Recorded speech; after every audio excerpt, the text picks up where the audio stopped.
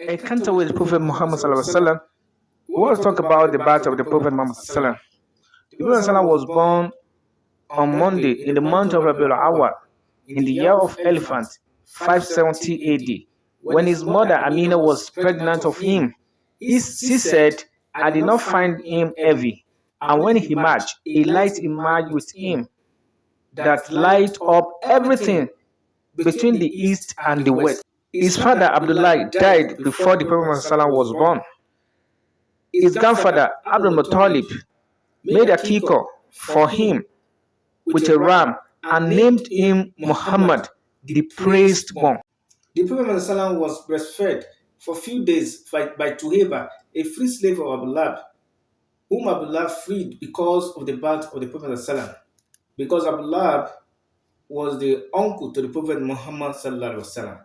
Thereafter, they sought for a witness in person of Alima Sadiya, who breastfed the Prophet ﷺ, and the Prophet ﷺ stayed with her for 5 good years. But one day, an incident occurred when the Prophet ﷺ was playing with some children.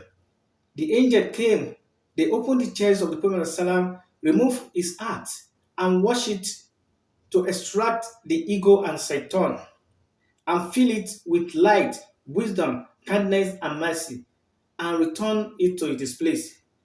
This made Alima Sadiya to fear for the Prophet ﷺ and return the Prophet ﷺ to his mother.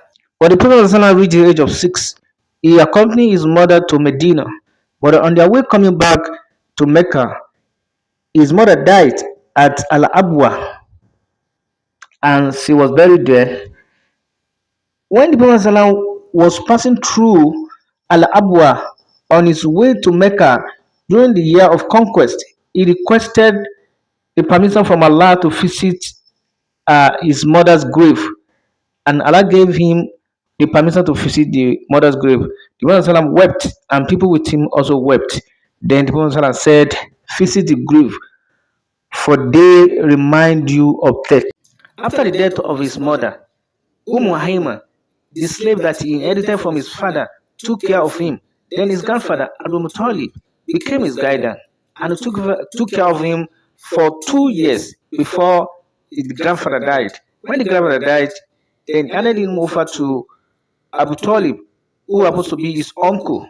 Then he was in the custody of Abu Mutalib for years, even till the time the revelation came to him. Even though Abu Talib was a polytheist, a kafir, he supported the Prophet ﷺ when he was called to prophethood.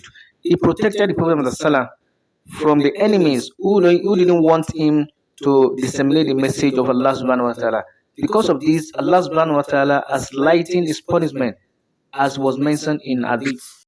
Allah subhanahu wa ta'ala protected his prophet from childhood and purified him of the evil custom of the days of ignorance before the advent of Islam. He made idols detestable to him, so that he never worshipped an idol or refer a statue. Muhammad never drank intoxicants or joined the youths of Quraise in their immoralities. On the contrary, he was far removed from anything shameful and had noble morals and action. Muhammad was referred to as Al-Amin, the trustworthy among his people. That was Muhammad sallallahu alaihi wasallam, the greatest man that ever set foot on the surface of the earth. May the peace and blessing of Allah subhanahu wa ta'ala be upon him, his household, his companions, his wives, and the generality of the Muslims that are following his footsteps to the day of judgment. Subhanaka Allahumma wa bihamdi, ashhadu an la ilaha illa anta, astaghfiruka wa atubu ilayk. Assalamu alaikum.